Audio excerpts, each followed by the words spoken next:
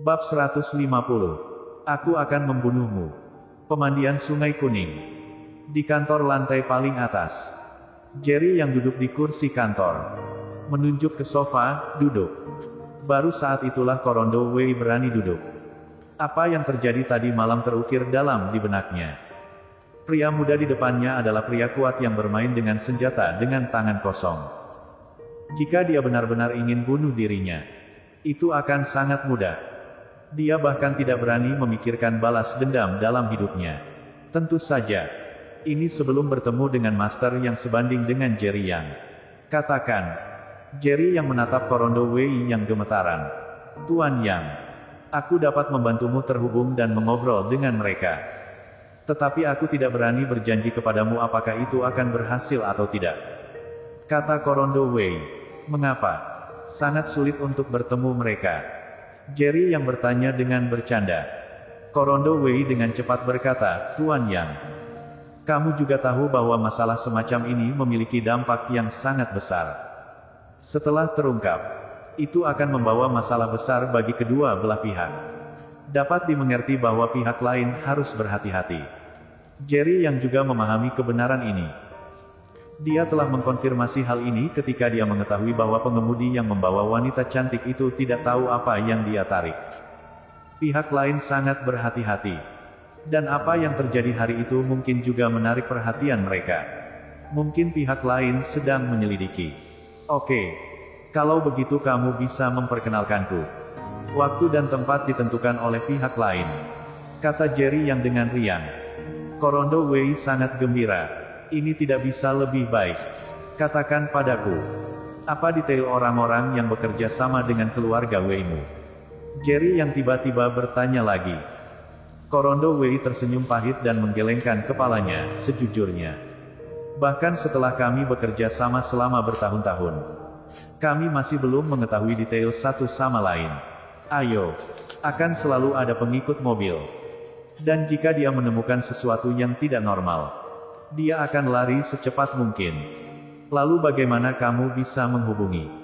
Jerry yang bertanya lagi. Masalah ini dimulai lebih dari 20 tahun yang lalu. Saat itu, keluarga Wei hanyalah keluarga kecil. Ayahku bertemu dengan seorang teman.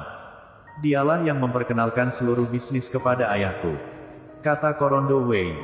Ada jejak keseriusan di antara alis Jerry Yang. Bisa dikatakan, organisasi itu memang sangat kuat. Sudah lebih dari 20 tahun. Dan bisnis mereka masih berjalan. Sepertinya pasti ada ikan besar di belakangnya. Keluarga Wei-mu sangat kuat sekarang. Apakah kamu tidak tahu detail pihak lain? Jerry yang bertanya dengan wajah cemberut. Melihat Jerry yang tampak sedikit tidak percaya, Korondo Wei tiba-tiba menjadi pucat karena terkejut. Dan dengan cepat meyakinkannya, Tuan Yang, semua yang aku katakan benar. Kami menyelidikinya. Tetapi kami benar-benar tidak dapat menemukan apapun. Tampaknya keluarga Wei benar-benar tidak mengetahui detail pihak lain.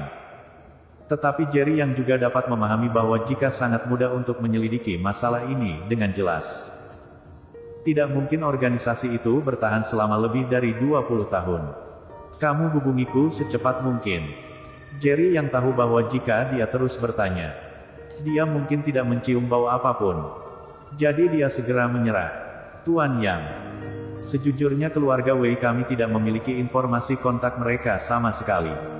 Mereka menghubungi kami setiap saat. Aku mungkin tidak dapat membantumu terhubung untuk saat ini. Ketika pihak lain menghubungi, aku akan menyebutkan ini kepada mereka sesegera mungkin. Kata Korondo Wei. Jerry yang tercengang. Keluarga Wei bahkan tidak memiliki informasi kontak pihak lain. Kerahasiaan ini terlalu kuat. Bukan? Oke. Beritahu aku ketika sudah mengaturnya. Setelah Jerry yang selesai berbicara, dia memberikan nomor ponselnya ke Korondo Wei. Kenapa kamu tidak pergi? Jerry yang tiba-tiba mengerutkan kening dan bertanya. Tuan Yang, kapan kamu bisa menjual pemandian Sungai Kuning kepada kami? Korondo Wei bertanya dengan hati-hati. Kapan kamu akan menyelesaikan urusanku? Baru menyebutkan masalah ini kepadaku. Jerry yang berkata dengan dingin. Tidak peduli seberapa enggannya Korondo Wei. Tidak ada yang bisa dia lakukan di depan Jerry Yang. Dia hanya bisa pergi. Di sisi lain, Lacey Kin mengemudikan mobilnya sendiri dan mengantar David Kin dan Yuri Zhou ke area perumahan bertingkat tinggi. "Ayah, apakah rumah yang kamu sewa di sini?" tanya Lacey Kin, membawa koper di tangannya dan tas tangan di pergelangan tangannya. Dia mengikuti David Kin ke depan. David Kin tersenyum dan berkata, "Itu dekat dengan perusahaan. Aku bisa berjalan pulang setiap hari ketika aku pergi dan pulang kerja. Ini seperti berolahraga. Dan lingkungan komunitasnya juga bagus." Lacey Kin mengangguk. Setuju dengan apa yang dikatakan David Kin. Komunitas ini terlihat agak tua, tetapi lingkungannya masih sangat bagus. Kendaraan tidak diperbolehkan keluar masuk kompleks. Dan terdapat alun-alun besar di tengah kompleks. Dikelilingi oleh beberapa peralatan olahraga dan kursi santai. Ada area villa di sana. Dan harganya sangat terjangkau. Ketika bisa menghasilkan uang, aku akan membeli rumah di sana. David Kin menunjuk ke area terdalam komunitas, di mana terdapat lebih dari 20 rumah. Apa bagusnya komunitas bobrok? Tidak peduli seberapa bagusnya. Apakah bisa dibandingkan dengan villa di puncak awan? Yuri Zhou berkata dengan marah. Apa bagusnya itu? Hanya ada satu villa di puncak gunung. Dan tidak ada orang di sekitarnya. Bagus. Saat kita pensiun, kita bisa bermain catur dengan orang-orang tua itu. Dan menari di alun-alun pada sore hari.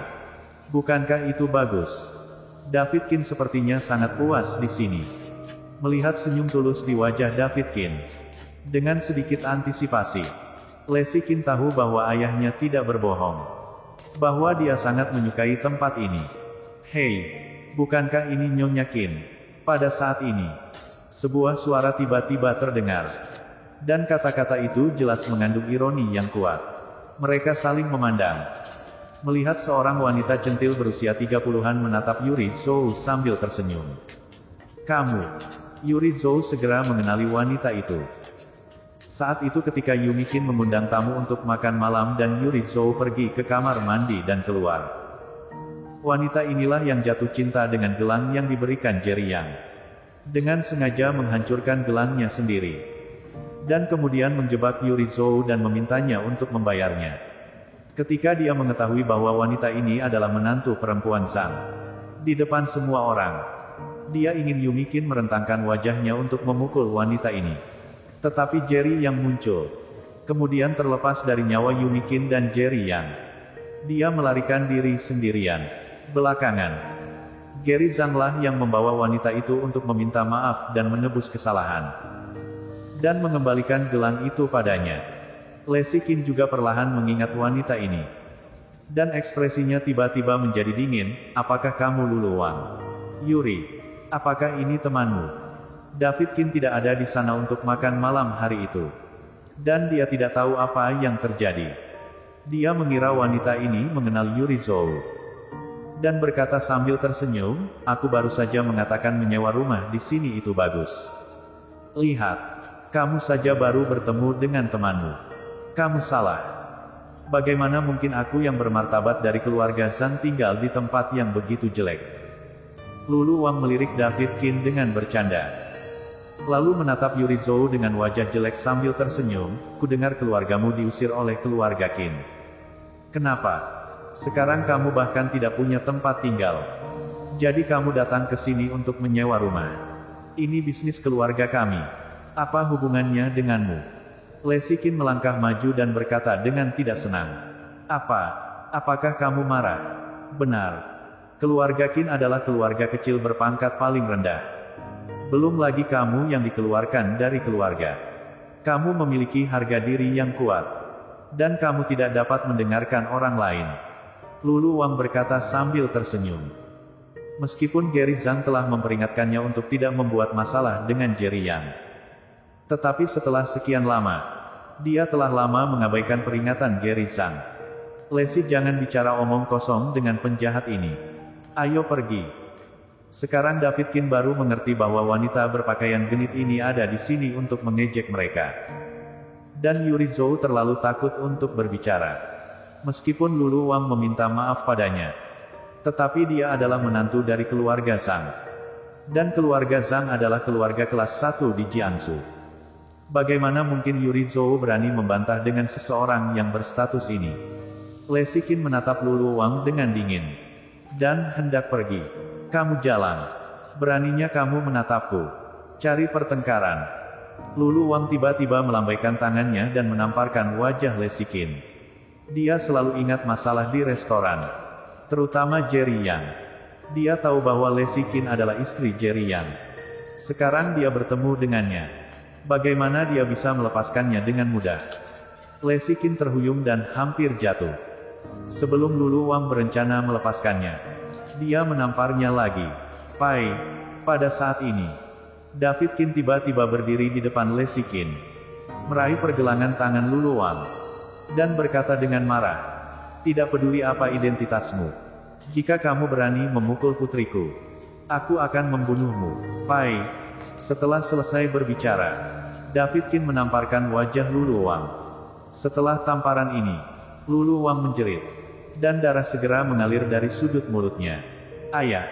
Le Siqin juga terkejut, dan dengan cepat melangkah maju untuk meraih David Qin yang masih akan bertindak. "Demi putriku, aku akan memaafkanmu kali ini. Jika kamu berani menggertak putriku, aku akan membunuhmu." David Qin pada awalnya tidak berniat melakukan apapun pada Lulu Wang, dia hanya ingin membalaskan dendam Le Siqin dan menakutinya. Wajah Lulu Wang penuh dengan kekejaman. Dan dia menatap David Qin dengan mata ganas, "Tunggu aku." Bersambung.